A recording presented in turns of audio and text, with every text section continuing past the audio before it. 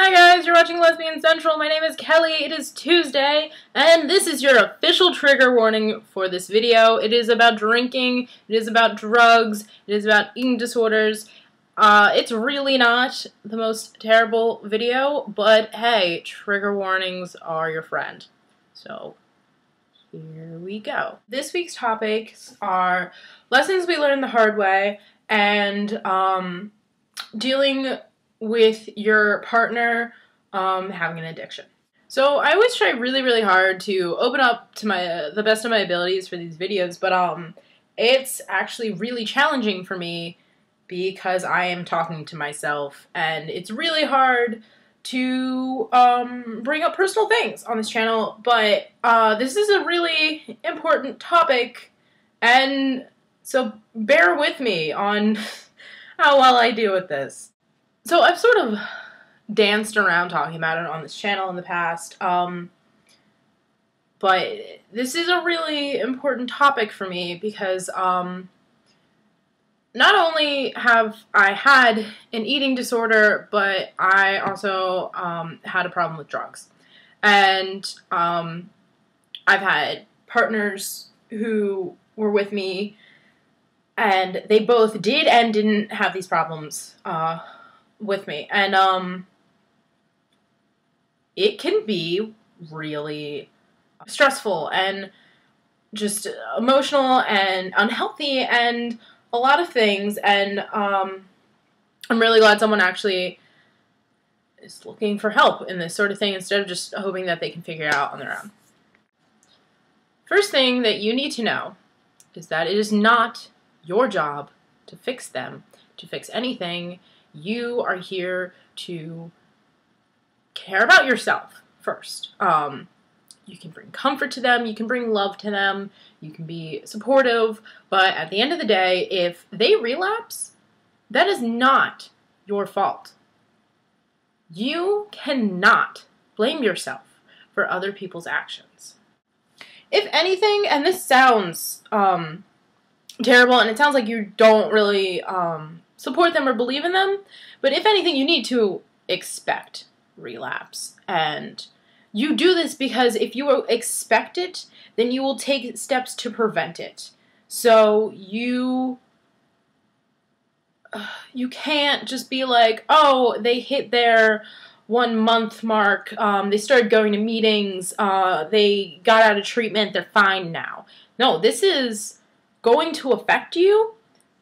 Not you. This is going to affect the person dealing with all of this for the rest of their life.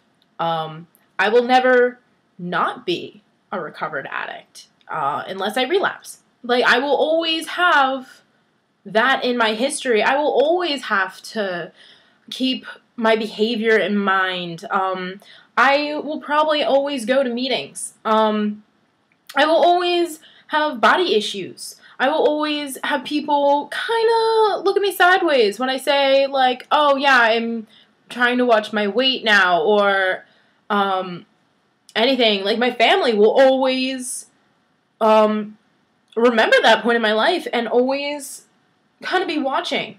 So this is something that doesn't just, like, magically disappear. It's a very long process and to recovery, and you need to expect it to be long and expect it to be challenging.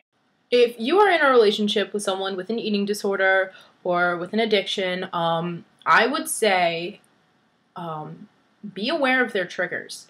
It's a really good way to avoid them being triggered. Yeah, talking about what they are can be kind of uncomfortable, and yeah, you may slip up and they need to be like, hey, you don't ever say that to me again, thank you.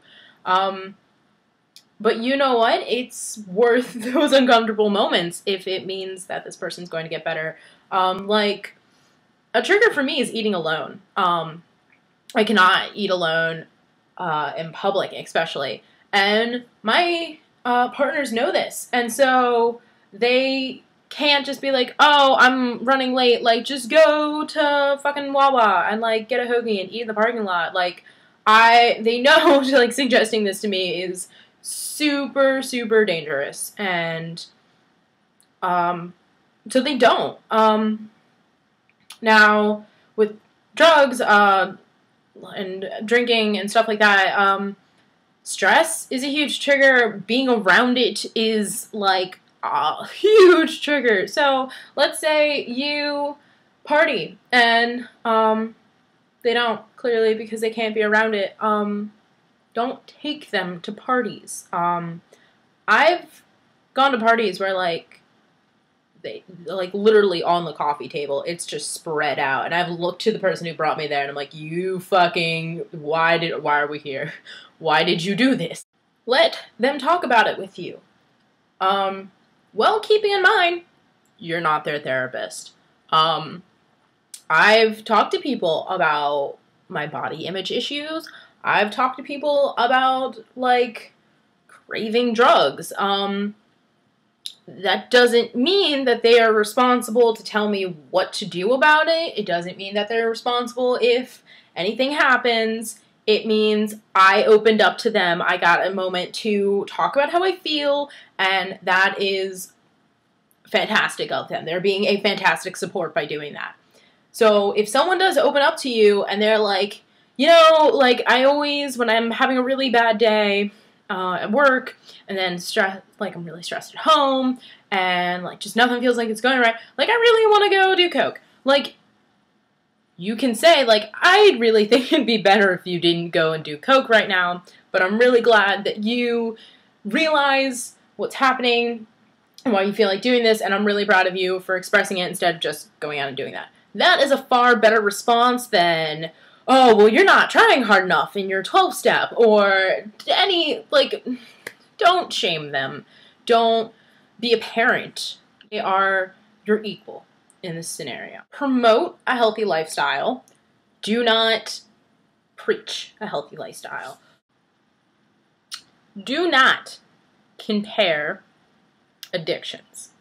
And I'm not saying, like, if you used to have an addiction and you're in a relationship or friends with someone who currently has an addiction, like, don't talk about it. I'm saying, I've had people who, like, I just got back from a meeting and I was like, yeah, drugs, they were a thing in my life. They're like, oh my god, I totally know what you mean. I spend like 3 hours on Tumblr every day. Not the same thing. Do not belittle something so entirely serious. And I'm not saying, like, internet addiction isn't real. I'm saying don't feel the need to relate. Sometimes they just need someone to be sympathetic rather than empathetic. 150,000 bajillion% support them when they go to get help. No matter how inconvenient it is for you. I'm really sorry that their AA meetings are the only night that you get off at work, but support them. Keep them busy. You know, there's periods of time where my friends go out to parties, and there's certain parties I don't feel comfortable going to because, once again, on the coffee table, drugs, and I've had friends be like, yeah, I totally want to go this rager, but come on, Kelly, let's go have a movie night. And, you know, don't force them to sit there alone and make it feel like a punishment because they went through this terrible experience. Make plans with them. Include them in healthy, positive things. I don't really give a crap what you do as long as it's healthy and drug-free and not triggering and fun. Make it fun. Don't make it feel like a punishment. And for the second half of the video, a lesson we learned the hard way, I'm going to go ahead and say that drugs are bad. And in my personal opinion, I would say don't do them too much. I hope you guys have a fantastic week. If you have questions concerning my eating disorder or my drug past, please message me on Tumblr. Let's not do this on here. I hope you all have a fantastic week. Bye.